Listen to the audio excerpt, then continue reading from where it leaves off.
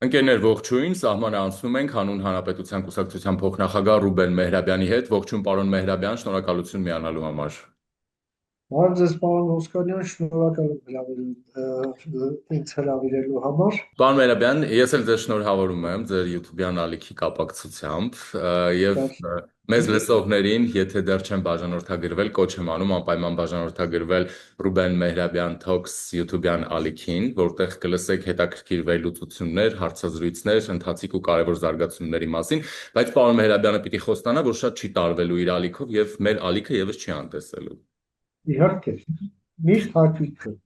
Շատ լավ, սկսենք, պարոն Մեհրաբյան, ուրեմն վարչապետ Փաշինյանը ճեպազրույցի ժամանակ անդրադառնալով ռուսական երկաթուղիների հարցին նշեց, որ Հայաստանի դիրքորոշումը հստակ է, հրապարակային է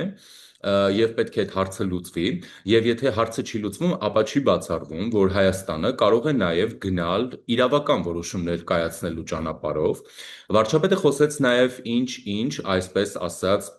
վարձավճարների մասին։ Ռուսական կողմից արձագանքել են այս հայտարարությանը, մասնավորապես խոսել է ռուսական երկաթուղիների գլխավոր տնօրեն Օլեգ Բելոզերովը։ Նա նշել է, որ ռուսական երկաթուղիները հետևողականորեն եւ լիովին կատարում են իրենց պարտավորությունները Հայաստանում։ Ռուսական երկաթուղիները մտադիր են պահպանել Հայաստանի հետ երկաթուղու կոնցեսիոն պայմանագրով կնքված պայմանները։ Եթե պայմանները փոխվեն կամ դադարեցվեն, նրանք իրավունք ունեն ակնկալել իրենց ներդրումների վերադարձը։ Հետո էլ ասում է, որ մամուլից են տեղեկացել այդ հայտարարության մասին, ինչ որ վարձավճարների եւ մեծ տարակուսանք են ապրել։ Մի խոսքով ռուսական կողմը ասում է, այն ինչ որ մենք ներդրել ենք, իհարկե չգիտեմ ինչ են ներդրել, բացի թալանից եւ փակված քրեական գործից, ասում է հետ կտակ նոր հարցեր կքննարկենք։ Իհարկե,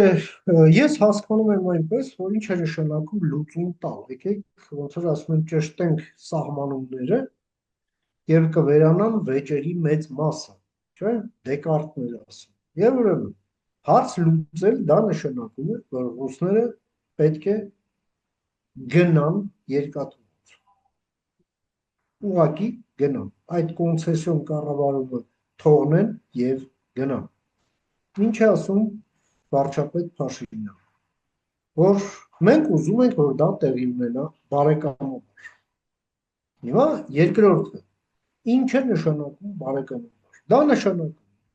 որ Հայաստանը պայմանավորվում է նոր կոնցեսիոների հետ եւ երրակողմ նստում բանակցում է եւ դրա արդյունքում բարեկամաբար ռուսները այդ կոնցեսիոն համաձայնագիրը երկուստեք Հայաստանի հետ խզում են եւ Հայաստանը նույն սեղանի շուրջ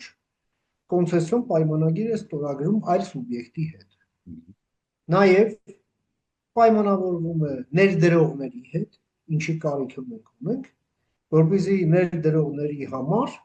ի տարբերություն ՌԺԴ-ի այդ նոր կոնցեսիոները լինի վստահելի եւ հաճելի գործընկեր, նաեւ համախոհ գործընկեր,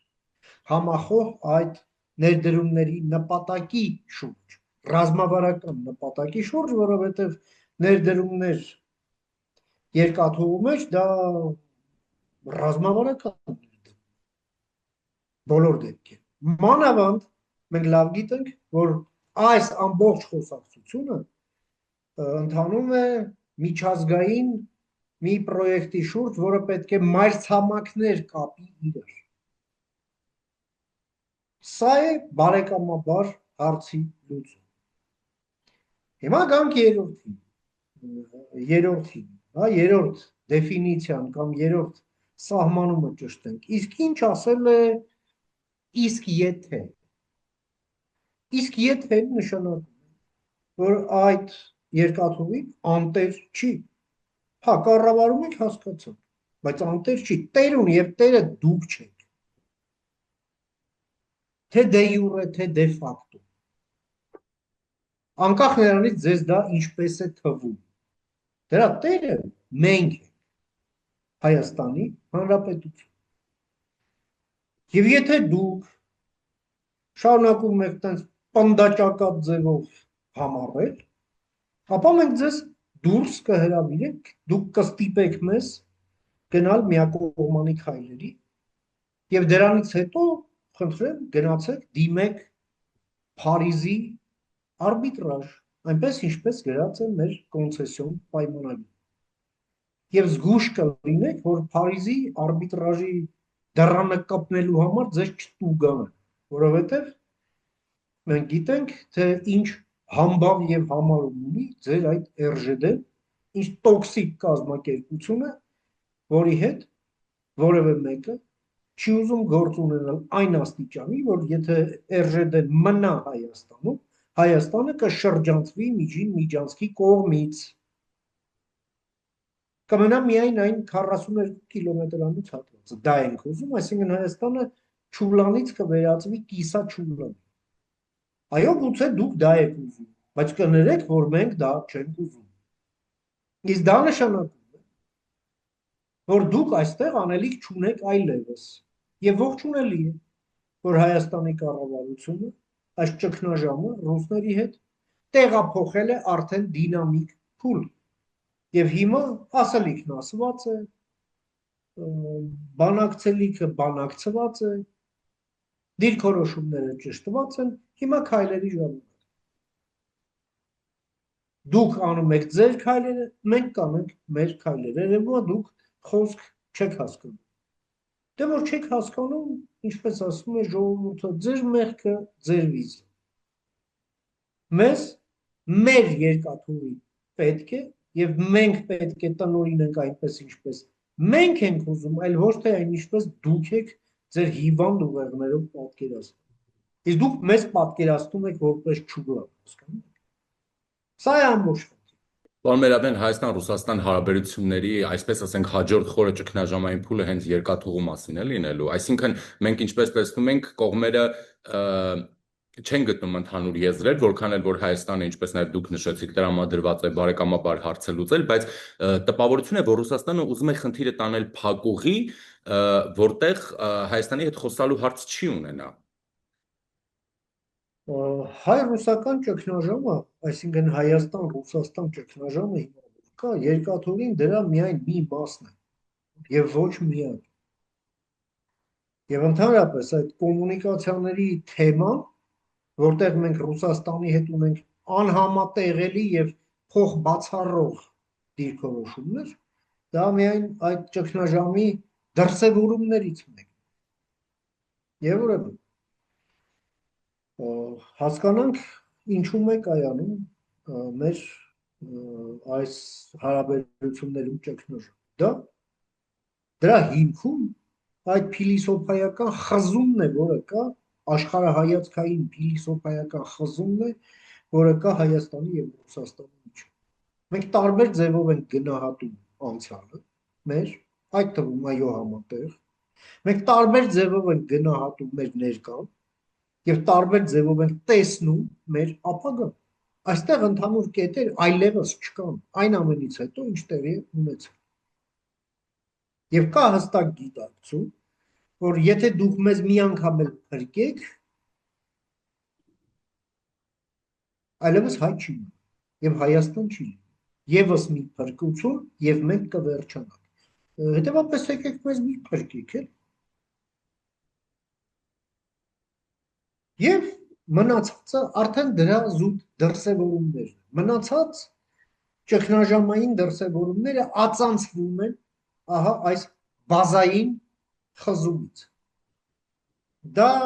թե անվտանգության մասին պատկերացումներն են, փոխբացառող, թե մեր յուրայինների եւ ոչ յուրայինների պատկերացումներն են տարբեր։ Մենք չենք կարող ընդհանրություն տեսնել մի երկրի հետ, ում յուրայինը հյուսիսային Կորեան է, հասկանում։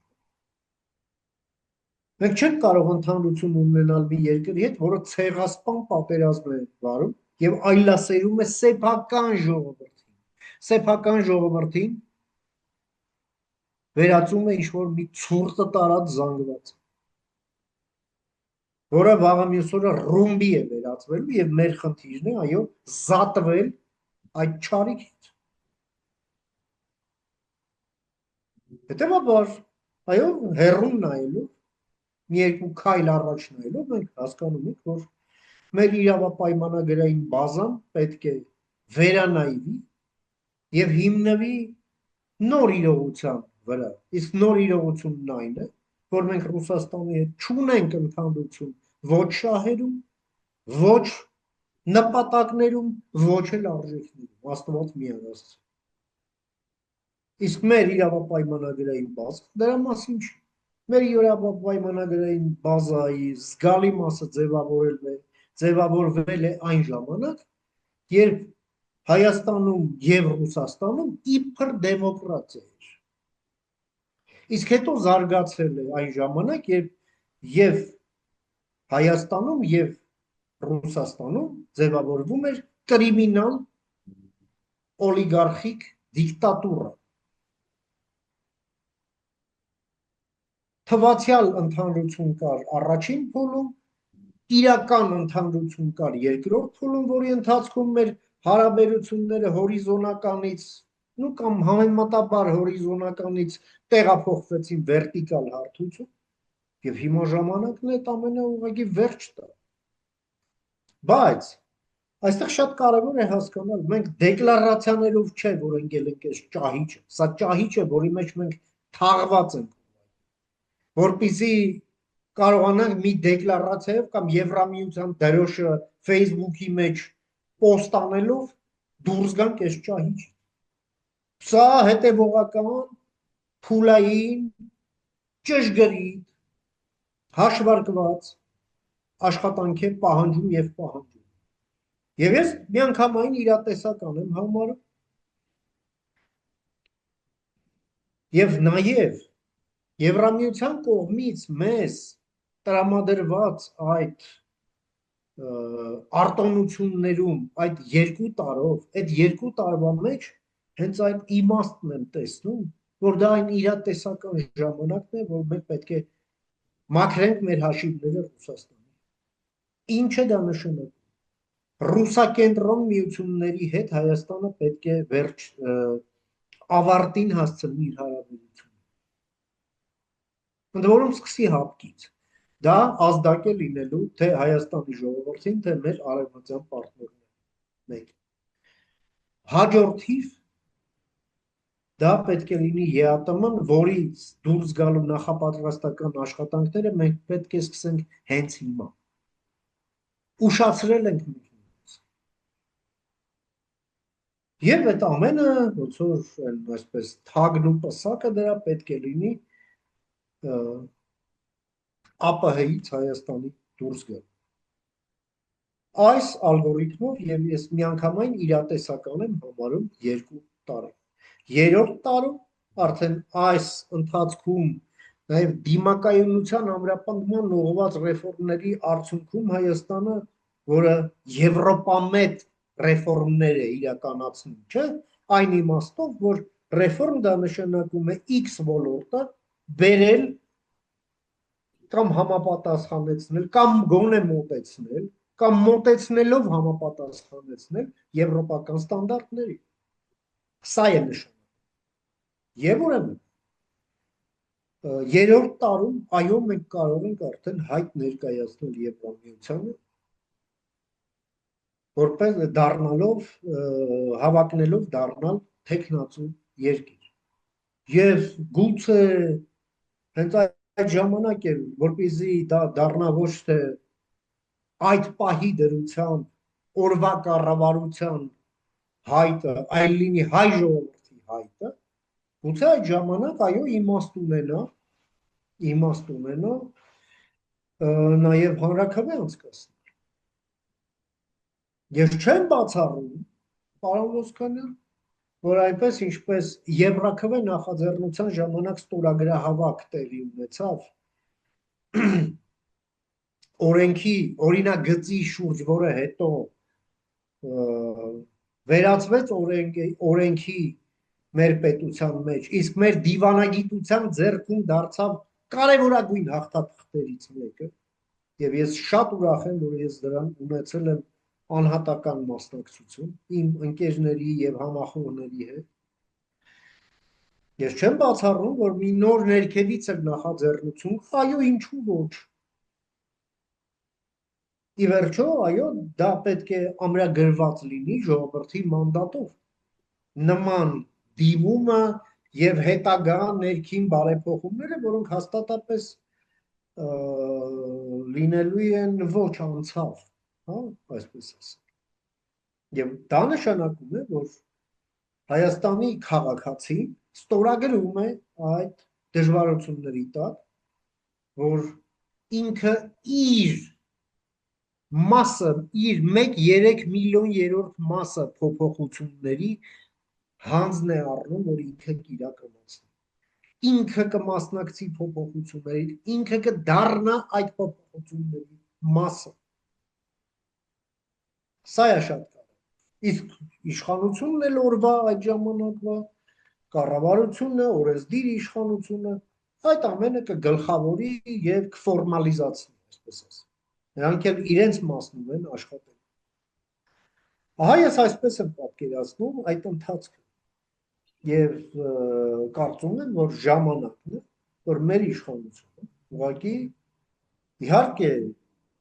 էլի ձգտելով Ռուսաստանի հետ ոչ շոկային, ոչ կոնֆլիկտային հունով վարել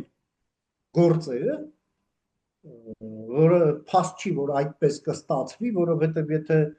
Ռուսաստանն ուզենա մեզ հետ կոնֆլիկտային հունի մեջ տանել եւ շոկեր գեներացնել Հայաստանի համար, դե պարզ է։ Հայաստանը պետք է քայլեր ձեռնարկի, որպեսզի այդ կոնֆլիկտի տակ չմնա եւ դիմագրավի այդ հնարավոր շոկերին, որոնք գեներացվում են մեր վիզավիի կողմից, հա։ Այսինքն ես մոտավորապես այդպիսի մի process եմ պատկերացնում եւ կարծում եմ, որ Հայաստանի իշխանությունները հենց դա պետք է ազդարարեն թե հայ ժողովրդին, թե մեր համախոհ ռազմավարական գործընկերներին, որոնց հետ մենք համատեղ ենք այս ամենն իրականացնում առանց բացառության բոլոր ոլորտներում, բոլոր, այլևս բոլոր ոլորտներում։ Եվ այստեղ ինչն է կարևորը, ինչն է մեր տարածաշրջանում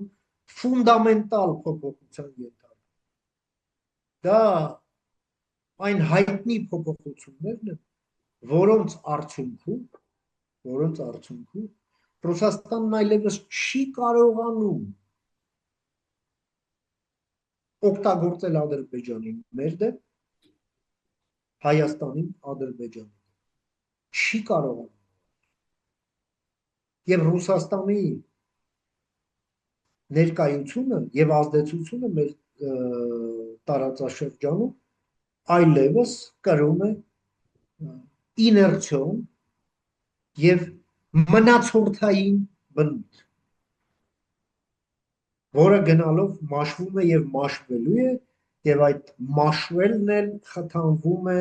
ուկրաինական այն հարվածներով, որը մենք տեսնում ենք ամենօրյա ռեժիմով, հարվածներ, պայթյուններ, ինչպիսին Ռուսաստանը չի տեսել նույնիսկ 1941 թվականին։ Չի եղել։ Ահա թե ինչ է մենք գործում։ Պարոն Մերաբյան, ինչ վերաբերում է ռուսական կողմի հայտարարություններին, որ գնացեք, հանրաքվե արեք, էս արեք, այն արեք, հայաստանյան ընդդիմությունից ասում են, տեսեք, այն, որ Ռուսաստանը խոսում է հանրաքվեի մասին, դա ուղիղ ցուցիչ է, որ Հայաստանի ինքնիշխանության բացակայության ցուցիչ է։ Ով էլ խոսի էլի ինքնիշխանությունից եւ դրա բացակայությունից, բայց մյուս կողմից էլ ընդդիմությունը ասում է ԵԱՏՄ-ում մեր դիրքերը կորցնում ենք, Բրյուսելը մեզ չի օգնելու, մի խոսքով հետ նախանձելի վիճակում չենք հայտնվելու։ Դրա մասին արդեն որ դա պետք է ասվի, այդ տեքստը առաջին արտաբերեց ով։ Ռուսաստանի այդ դեգրադացված հատուկ ծառայությունները, մասնավորապես արտաքին հետախուզության ծառայությունը,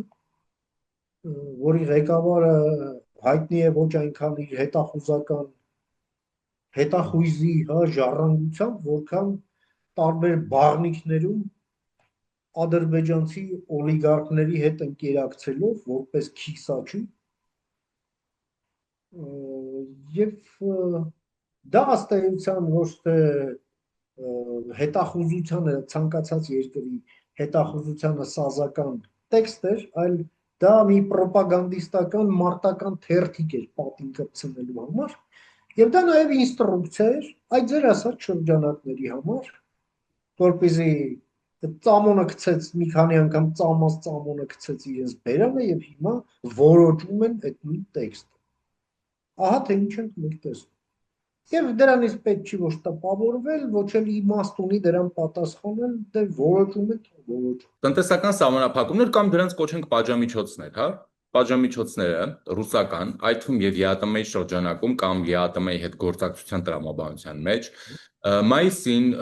ԵԱՏՄ անդամ երկրների համատեղ հայտարարությունը եւ այլն հետաքրքիր է օրինակ ինչու են լուր ԵԱՏՄ մյուս անդամ երկրները ստեղծված իրավիճակի մասով։ Դե իսկ ինչի պետք է խոսում։ Այստեղ կա որոշակի ազգային էգոիզմ, որը դրսևորվում է։ Բոլորն էլ հասկանում են ինչ այլանդակ սուբյեկտի հետ գործ ունեն։ Բոլորն էլ հազար ու մի հարցեր ունեն, ինչի համար դնեն վտանգի տակ, մանավանդ բոլորն էլ հասկանում են, որ ռուսներն անում են այն, ինչ իրենք են ուզում, հայերն էլ անում են այն, ինչ իրենք են ուզում եւ անելու են այն, ինչ իրենք են ուզում։ Իրենք խառնում են, որ ինչ լինի։ Վերջ։ Այստեղ շատ բան պետք չի սպասել։ Հայաստանը, ինչպես ասում են, իր գլխի ճարը պետք է տեսնի։ Հայաստանը գնացել կախվել է Ռուսաստանից, հիմա էլ ասում է, թե մենք կախված ենք, այդ չկախվեիք, հիմա կախված չէիք լինի։ Բա որ ասում ենք այսօրվա համար ենք ասում։ Դե հիմա մեր արտաքին տնտեսական գործունեության 1/3-ը այսօր կապված է Ռուսաստանի հետ եւ այդ տոկոսը սրընթաց նվազում է։ Երկու պատճառով, հա, մեկը հենց իրենց իսկ այդ ձեր ասած այդ սահմանափակումներն են, որոնք ըստ էության հակաօրինական են։ Եվ երկրորդը դա Հայաստանի կողմից ցավոք սրտի վթարային ռեժիմով, հա, որովհետև կարելի էր այդ ամենը եւ պետք էր այդ ամենը վաղուց անել։ Չարվեց, մարդիկ որոշեցին, որ կոմֆորտի զոնայից պետք չի դուրս գալ։ Չարվեց, հիմա արվում է վթարային ռեժիմ։ Եվ ահա այս երկու process-ները հանգեցնում են այդ կախվածության տոկոսի սրընթաց նվազման։ Եվ կարծում եմ կգա X պահը, էլի մոտավորապես ես կարծում եմ 1-ից 2 տարի, որոշ ապրանքային խմբեր կան, որ հաշված ամիսներ են պահանջում, որոնք կան, որոնք 1 տարի, կան, որոնք 2 տարի, եւ հենց այդպես էլ աշխատելու ենք։ Այո, չի լինելու այդ կախվածություն։ Կուզենաք կգաք կառնել, բաց շուկայով։ Չեք ուզենա, էլի նորմալ է։ Ով ասել է, աշխարհում 200 երկիր կա, բոլորին մենք բան ենք ծախում, ոչ։ Բոլորից բան ենք առնում, դա էլի ոչ։ Ում հետաքրքիրը վաճառում ենք, ում հետաքրքիրը կամ մենք ենք հետաքրքրված, իրանցից էլ առնում ենք, ում էլ չէ։ Ինչպես պարոն վարչապետն է ասում, չլինի չի։ Կլինի կլինի։ Կլինի։